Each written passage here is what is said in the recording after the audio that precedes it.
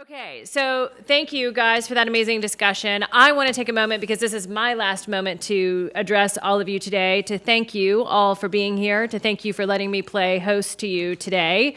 I want to thank the 4As, Marla, Lewis, and everyone on the team that helped put this amazing event together today. Thank you for including me and helping me be part of it. And thank you all for being such great attendees, and your focus and attention today has been great. We have one final closing keynote for you that I think you are going to very much enjoy.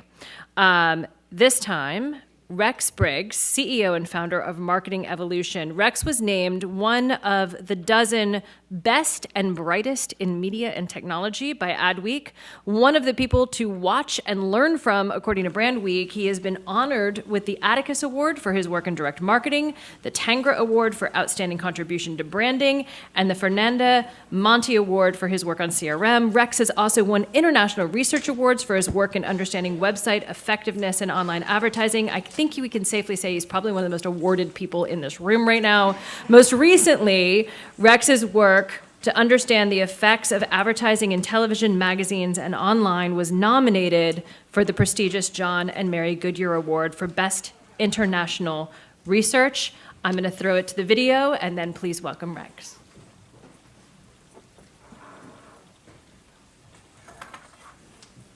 Face of Marketing Evolution's ROI Brain. I am the integration of Marketing Evolution team members' best practice and billions of data points ranging from consumers, media, marketing, ROI, and the economy. You see, our brains work differently. Your human intelligence and my artificial intelligence can complement each other. My job is making marketing more relevant for consumers and more profitable for businesses.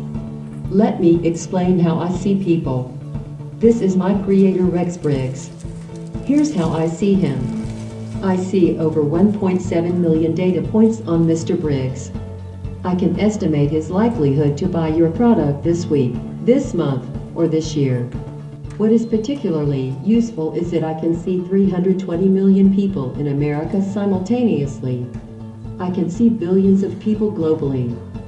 With the power of big data, I can compare different combinations of message, exposure, and discern which messages were relevant and influential, and I can tell you which were ignored. This is also a powerful tool for consumers. You can see the data I have about you, and someday soon, you will be able to signal back what you want and don't want.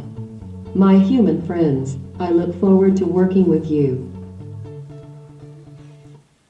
Monica made her debut at the ANA Masters of Marketing 3 years ago. She was programmed with all of the marketing budgets of the people that were going to be presenting at that conference, and an algorithm that identified how big of a gap there was between what we had seen in our database as optimal ROI and what the marketer was currently spending.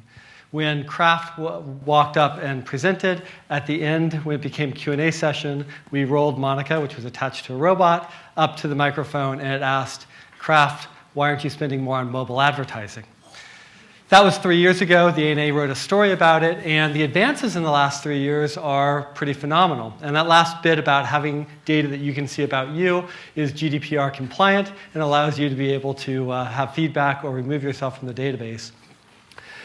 Let me first of all begin by how I'm going to define artificial intelligence. It's anything that we use technology to do that if a human did it, we would look at it and say, wow, that's pretty smart. This is an end-to-end system that we're talking about. So what I'm going to do today is I'm going to give you some perspective on AI and some of my background in that field over the last 2 decades. I'll share with you some contemporary examples happening right now, including a specific case study, and then I will talk about what I see as the implications to the advertising agency world. So 20 years ago, Wired published this article called The New You, and it was based upon some of the work that I was doing with neural networks and large amounts of data, as well as the work that Amazon was doing in the same field and the NSA, or spooks as this author referred to them. And what we could do at that time was we could take in the digital data, combine it with some of the offline data for people that opted in to share information about themselves, and detect which types of news stories or content you'd most be interested in. And we could even tell if you were interested in entertainment versus news, and if it was news, whether you were the kind of person that was motivated by wanting to be the first to know about a news story, or if you're motivated because you're afraid of being last to know about a news story. It connected not only in real time with the web page experience that you went through, it also connected with our email program. Hotwired called it Hot Flash, and it was sent out weekly based upon the type of content that you'd be interested in. It required us to rework the way in which we produce content because now authors had to write headlines based upon 13 different major segments that could be affected in their story. And when I think about the 20 years that have transpired since that story was published and what we've developed today, it is amazing how much advances we've seen. In Marketing Evolution, we now have 1.7 million data points in our database system that can connect to each individual person. And when that information becomes particularly powerful is when we do relate it to a person. And it's not just the digital media, it's all the online and offline media, it's the where we live, it's the weather patterns, and so forth. And one of the big insights in the early days of AI was recognizing that we didn't need every single piece of data about everything. And everything that we had been chasing in the media world with media fusion wasn't necessary with some of the new algorithms that were being developed. Now, in data fusion, you look for rectangular databases where you have all the same information about the same people, or you ascribe that data to the people if you don't have it. But what I saw 25 years ago was the beginnings of what we now know as a graph schema and collaborative filtering, which is that in song recommendations, some of you may be old enough to remember Ringo and then Firefly, and basically it's the grandfather of Spotify and Pandora and Netflix's recommendation engine. But if I just told it about 10 songs that I liked, it would find lots of other recommendations for me, because it would look at the patterns in which I have a different set of answers from somebody else, but there was enough information that overlapped. And that's actually what has powered a lot of the AI today to do extraordinary things in terms of beginning to match the right message to the right person at the right time. It's still incredibly difficult, though. And I want to talk about a major change. And this is like an explosive change in marketing, like as in, BAM. And this is an acronym I want you to remember because the key parts of it are big data, AI, and machine automation. The third part, machine automation, is the part that we oftentimes miss. I'm going to talk more deeply about what its significance is for this group. But so let me unpack a little bit more about what happens with the data now at Marketing Evolution. So we attach all the data to individuals. We analyze what messages are influencing which people. And we oftentimes are making recommendations around the right message to the right person. We're looking at the next best action that should be purchased from media. But where we run into a wall is actually in the last part of it. It's not the big data, it's not the AI algorithms that work, it's the machine automation to then say, okay, now we want to go out and activate and make a change to media buys. That's created a tremendous amount of pressure on agencies in particular to be able to figure out where their dollars are being spent right now and how to change something as simple as, hey, I want this message to run in a different rotation on this TV network than it was a day ago or a day earlier. And that turns out to be much more difficult than I would have imagined. And it's an area that we need to sort out as an industry. Now, when you take about the data, I want to just walk you through some of the parts that are actually relatively easy. This is a set of data that we use in automotive, and it has every single dealer location mapped, and every person that lives around a dealer, because the likelihood of where you're going to buy your car is still highly dependent on where you live and what's convenient for you to shop. So what it's doing is it's going through and seeing from the CRM file of people who have purchased at each of those dealers, what is the best-selling vehicle for that particular area. And so if it has to make a decision about what car to put in front of you, it's going to start off with that as a default, which is far better than giving one message to everyone. At least now it's picking the car that tends to be more popular in your area, which is what the color coding is representing, the 4 different types of vehicles that it could choose from. But as the data learns, what happens next for customers like Carfax is they have a segmentation that looks at different ways in which people shop. And they give it cute names like Independent Irene, who is going to make her own decisions about how she's going to purchase this car, or Help Me Hank, which appreciates people helping them and giving them advice and so forth. And that interaction of the persona-driven segmentation connects in with the customer journey. And as the AI begins to see you shop at the website and what type of car you're shopping for, and what type of persona you're beginning to fall into, it begins to create the sequence of messages that should come to you next. And so what you see here is a drill down on independent Irenes and different points of people, or different people at different customer journey points, and what messages being decisioned to give to them next. We've seen some wonderful work from people like Campbell Ewald and Jellyfish and KWG working on the platform with dynamic creative optimization to continue to feed more data in and for it to have faster and faster learning cycles. And so it might not be shocking to you when you think about the history of this industry that we can take lots of different types of data and we can score people up and we can push that into digital platforms. In fact, Rick Boyce and I did that 20 years ago, actually 20 plus years ago, and there were some other folks from Wired that were part of that same experience here. New York Times wrote about using the IP address and the data associated with the businesses to create some of the first targeted advertising. So that was 2 decades ago. Today, the amount of information has grown by an astronomical portion. In fact, in just the last 5 years, the change in the amount of data is staggering. I want you to think about this for a moment. In 5 years ago, if you were to put your arms out here and think about the diameter of roughly 6 feet, and sort of spin around and make a circle or a globe, and that total circumference represented the amount of data we had 5 years ago, then the amount of data we have today is now the size of the Earth. That's moving at a much faster rate than Moore's Law in terms of how fast that data is growing. And the amount of analytic tools that we have available to us to tackle this data is also growing at a fairly fast clip. And so to take this data and to push that out into different platforms to make different decisioning is one thing. But what I find particularly exciting about it is actually the jump into the offline world. Now, 3 years ago, when Monica was programmed with all the different media budgets and plans, there were about 2,000 line items of detail of different media that she was evaluating and determining whether or not the marketer was spending at an adequate level. Today, that number is over 100,000, and the amount of metadata attached to the media has grown substantially. From just a handful of items, like what was the price of the media and who owned it, pretty basic 3 years ago, to these are some of the different types of metadata, like who is a parent company that owns it. Because if Comcast gives me the rights to, in the contract, can I move budget around between different properties that it owns? Can I move between online and offline? How much lead time do I need to move it from? And in fact, additional custom fields for agencies to add other ideas that they have to it to add value to that algorithm. So we're feeding the information with more and more data. We have better algorithms to process it. And to some degree, we have a better ecosystem to be able to ingest that data and to push it out into buying platforms, online and offline. But I'd say there's a big question mark on this chart still in terms of what role will the agencies play in streamlining their work. I was at an AI conference with some of the folks from Tesla and other self-driving cars, and a government official asked the panel, he said, hey, the self-driving, really important. There are many, many lives we can save if we improve it. What type of basic research and investment can we make as a government to make a difference to help save lives and to improve and speed up the rate at which AI can make a difference in our world? Do you know what the answer was?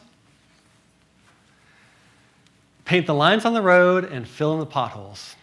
It wasn't, invest a lot in a big algorithm or do some basic research. It's to pave a smoother road so that the AI algorithms can do its job better. And that answer is the exact same thing that I would suggest we need to do in the ad agency world. We need to clean up the mess of a process that exists from Donovan's old accounting systems and how we manage and move data through our systems. It is, if you make that as a difference, that will give you a better competitive advantage as an ad agency than putting together a really glossy pitch about AI figuring out who's going to win the next election or whatever you want to do to demonstrate your prowess. Truly, if you have this AI without a road it can drive on reliably, you do not have something that will change your customers' businesses for the better. So we've spent a lot of time, in fact, Kai is in our Partners and Alliance group working with agencies. We've spent a lot of times on trying to figure out how do we automate and streamline that process. And we've got a lot more work to do to make it as fast and efficient as it can be. So Let me make one last point, and then I'm going to share a case study and talk about the cycle time and the competitive advantage from AI. And then I'll talk about what I see as the implications to agencies. The last point I'll make is that somewhere in my journey, about 15 years ago, I realized that the way that we had organized data in business was probably wrong for the AI world. We had, from the beginning of my career, always had different folders for different customers that we worked on, right? So you've got different file over here for customer A, different one for customer B, and we kept them pretty separate. In fact, the term for it in terms of technology is called multi-tenant systems. And it means that we keep the data segregated. But as I began to learn more about AI and think about how it was working and what the dynamics were, I realized that what we really need to do is to find a way of sharing the information. And so we re-architected our platform around this notion that we're going to connect all of our customers' data to people. And so if we have Best Buy as a customer in retail, and we see what somebody's buying and shopping and how they're interacting with their advertising in that space, we could also put next to that Citibank, we could put Universal Pictures, we could put Famous Footwear, we could put different customers around that same area because they're all selling to people, sometimes the same people, often the same people. And the more that our system learned about how you're reacting to advertising in different cases, the smarter it got about what you might want next and what you might react to next. So there's an inherent network effect in the world that we live in that gives you a huge advantage if you can aggregate and connect more and more information and data together. So let me take you through the case study. And first of all, I should say that this is a case study that Gartner's CEB unit did, so you can get a copy of it if you want to read it. It was based upon some work that they did looking at the challenges in marketing measurement. And they first start off by saying, look, we still don't have a consistent view of the customer by and large. And what marketers were telling them when they talked about 100 different marketers is that most of the measurement solutions out there today are backwards looking. They lack detail in terms of which messages were going to which people. They weren't segment specific. They struggled to measure low spend, and they underweighted the long-term effects of branding in favor of short-term signals that they were seeing. And marketers, by and large, were frustrated. Now, one exception they found was that the marketers that were working with Marketing Evolution, and they decided to do a webinar based upon the work with Citibank, and they wrote a case study based upon our work with Regions Bank. And so the idea of this unified measurement was kind of point one in terms of this rich user-level integration of all online and offline data points, that 1.7 million points that I referred to before, and then the ability to figure out with using machine learning algorithms which messages were influencing which people, and to connect brand and future behavior. And this is basically a longitudinal analysis of looking at the same people, how they feel about a brand, and subsequently who shows up in the CRM database, how much they're buying. Now, a very important part of this was the use of dynamic and continuous control groups to figure out what the true baseline was, and a workflow that brought it back to the agency with every single recommendation to where the agency could say yes or no. And what we saw with many marketers is that we are right now recommending that about 20% of the agency's bonus be tied to implementing at least 80% of the recommendations. Now, we know that most of the time agencies get screwed on their bonus, and so this is at least a chance for them to get part of their bonus because they're then doing all the work and using the data to make those implications straightforward. The ultimate outcome of this is what Michelle Elrod described both in this paper and then subsequently on stage, where the cycle time from optimization went from optimizing once every 6 months to being able to optimize this year on a weekly basis. Now, I want you to think about that difference because that difference is pretty much, if you think about like the Super Bowl, it'd be like if you had to lock in your playbook before the game was played and you could only make changes at halftime. That's it. Versus a team that could be able to make changes every single down. I mean, it's a huge competitive advantage. But in my view, once a week is far too slow. The data and the algorithms can run much faster than that. And the only thing holding us back from doing faster optimization is an infrastructure that still struggles to do a weekly optimization. An infrastructure where, in terms of being able to place and move media around online and offline, it should be seamless and automated. So I think that the big advantage in the opportunity is the business impact of being able to speed up that level of optimization. Reported in the Gartner report was over 100% increase in business results. Now, Michelle Elrod went on stage and later on shared the actual numbers. And she shared that these 7% to 18% is 140% improvement. And we now know that they're pushing more up around the 20% level, so they've already increased it from that level. And it's because of that cycle time that runs faster for more optimization, and agency teams that are working together productively on a common platform, and a workflow that helps make that smarter and easier to execute. But there's a lot more optimization and upside to go. So what does this mean in a world where we can move at a faster rate with more and more data and information? What does that mean for the agencies? So this is my survival guide for the agencies, and I'll make just a couple key points. One is that embrace the reality of AI across the entire product lifecycle. The concept part, when you have an idea, we first saw pioneered in the movie industry. And I had to slip out today for a brief meeting with Sharon Otterman. She was at Modem Media 20 years ago when I first met her. She's now the Chief Marketing Officer over at Madison Square Garden Group. They're looking at applying, they've already applied this to the Rockettes. They're looking at applying it to the Knicks and other shows. I don't think it's going to change their season, but maybe get a few more people to fill in and see some games. But she was using this at ESPN early on, a decade ago. And she had the insight of of asking the question, which is, hey, we just had a bad showing for our movie Hustle. Will the movie 3 perform any better? Do we need to spend another $1 million? Now, that was 24 hours before the program aired. And so you have no sales data. You have no direct signal. But what was powerful is she knew that we were running an intent study to try to see who intended to watch the program. We were beginning to calibrate intent to actual behavior, and we were beginning to use that for targeting and adjusting the media. And by asking that question, it pushed us a decade ago to say, if we tied that data into the same overall AI algorithms, could that give us the basis to be able to make better predictions? And what we realized is that you can now, instead of having to wait for 3 years of accumulated data and marketing mix modeling, or to wait until the sales actually happen, you can begin to use combinations of signals, both things that come from surveys as well as physical behavior or external factors like the weather, to build a predictive algorithm to see who's likely to buy. And if you do that in the same platform, in the same system, it can tie directly into media planning. It can build a base media plan. So consider this for a moment. Media planning usually takes about 6 weeks, takes a lot of people moving spreadsheets around.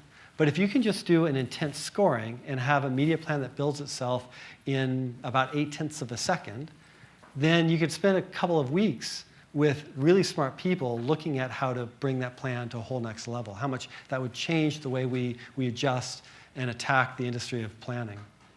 And when you go to launch a campaign, the big question is, okay, how quickly can we adapt? How quickly can we get the results? About 8 years ago or so, we did the work with Rich Stoddard at Ford, and it became a cover story in Business Week entitled "Math Will Rock Your World." And it was really about the issue that Rich had come to us with and said, look, we can't wait for this launch for 3 months to find out how we did, which is normally what happens. We need to know every single week how we're doing and to be able to make changes accordingly. And that change, they reported account for about 90 million in incremental profits that they made because of all the dynamic changes they were able to make based upon that results. So when you launch, to be able to adapt to which messages are influencing which people, or when a competitor does something you weren't expecting, that is a huge advantage. And of course, the ongoing optimization, as Lou talked about earlier today, in financial services and other cases where you have a relationship with customers, it is about lifetime value. It's about figuring out what combinations of messages, and sometimes it's not even a message, it's a question. Like if you didn't yet know how people's intents were for their kids in terms of college or not or whatever, then that piece of information is super valuable. And so a system that's smart enough to know, let's not advertise to a person, let's actually learn something more about them, can also be powerful. And so I think that there's a broad life cycle for these technologies and tools to be used. In our case, the platform loads up the intent data. You see the map. You can drill all the way down into the individual households of which people are likely to buy or see different scores. it then can look at the learning that we have in terms of how brand perceptions and leading indicators become sales behavior, and it can build a plan. And that plan, by the way, this one had 1,600 plus line items of detail, so highly detailed, to which the agency can then begin to make adjustments on top of it. So we've talked about zero-based planning for years, but to be able to actually do that in a data-driven way that's very easy and then auditable for every change that happens after that, we think is pretty exciting. We also think the ability to have that same data then flow directly into in-campaign optimization is a lot easier, because if the software was building the initial plan, then it knows about where all the placements are going, as opposed to trying to gather spreadsheets and different data from different systems to try to figure out where all the impressions were running. And so that in-campaign optimization becomes easier. And then finally, I will wrap up with a point that if you have that type of technology and you have that type of system, then what is a human value add? What does an agency do in this type of a world? Let me just suggest that the first thing is that there is a tremendous amount of money to be made for agencies to implement AI platforms. If you have your own AI platform, then you will have, there's a lot that you can do with that, running in that direction. If you don't have an AI platform in place, I'm going to suggest that you are already too late. Greg Stewart was here earlier. He and I wrote a book a decade ago called What Sticks. It covered 36 different case studies and the ROI that we covered from about $1 billion of media spending. That was the beginning of Marketing Evolution, building our person-level database of ROI that has created that network effect. We now have over $100 billion in our platform. There are some other people that did start around 10 years ago or 5 years ago to build that database, but if you haven't started building that already, you probably won't catch up on the network effect. And you are better off partnering and finding the people that do have the data and focusing on a different niche where you can make a difference. And there are many, many places where you can make a difference. One of the key ones is test and learns. We saw KWG, Jellyfish, and Campbell Ewald get together with Carfax and do over 30 test and learns in a single year. Now, a lot of times agencies end up giving that away as value add to a base plan, and I want to suggest to you that there is a tremendous amount of value, because as smart as the algorithms can be, they get so much smarter when you feed it good testing control data on things that it has never seen before. I mean, the reason why Greg at the Mobile Marketing Association funded SMOX and had Marketing Evolution do all that measurement was to teach our algorithm how mobile worked, because it could then make recommendations to all of the other customers using that platform. And so if you feed it a few interesting cases, new test and learns, you will make that algorithm smarter, faster, and you'll have a competitive advantage about everybody else who has to wait for the system to learn about what works and how it works. So there's, I think, a big business value there. The third one is proving why. The algorithms can be understood. They're sometimes hard to understand, but they can be understood. We have a 4-hour certification program that we put our customers through. Over 100 agency people went through it last year alone. And the ability to translate the algorithm's logic to a marketer who wants to understand, well, why is it telling me to make that buy? And to be able to say, well, let's go down and say, well, here are the people who are most likely to buy, and the propensity scores. Here's the media that they use. Here's how the pricing element works. You've already reached them over with this one, so it's redundant to reach the same people with that message again, and so forth. To be able to walk through and explain that is highly valuable. And I think that agencies are trusted partners to be able to make sense out of it. And here's the key. When you are in that role of translation, you also have a huge advantage to have the insight about what the algorithm is missing. And the ability to add in your own proprietary hooks into the algorithm that make it smarter become a value add. And finally, I think there'll still be a job in sales, because Monica, as compelling as that might have been 3 years ago, I don't think that she's going to be doing the sales job alone. I think it's still us human beings that need to help pull and transform the industry and the marketers into a better way of doing business. So I think we're going to have a lot of opportunity to do that as well. So with that, I will invite you to join in cocktails, and we can talk more about understanding where human intelligence and AI mesh over some drinks. So do I hand it back to... Here I come. Okay. Cool. Thank you.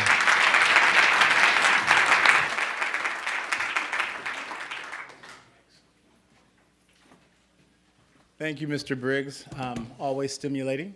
But the most stimulating thing I heard in that entire thing was cocktails.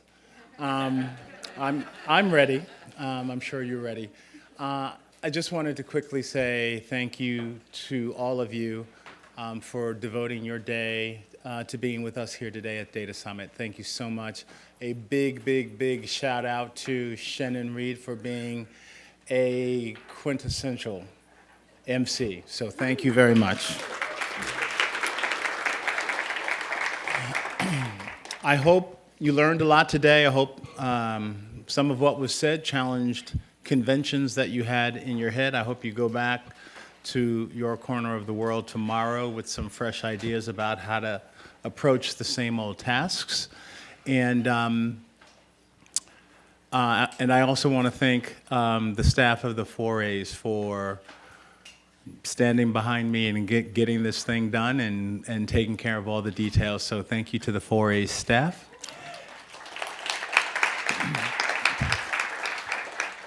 And now, the dining room, which you had lunch in, we've turned into a cocktail lounge and will be hosted by Nucleus Marketing, and where we had lunch earlier today. So our networking reception is on, and meet me in the back for a scotch.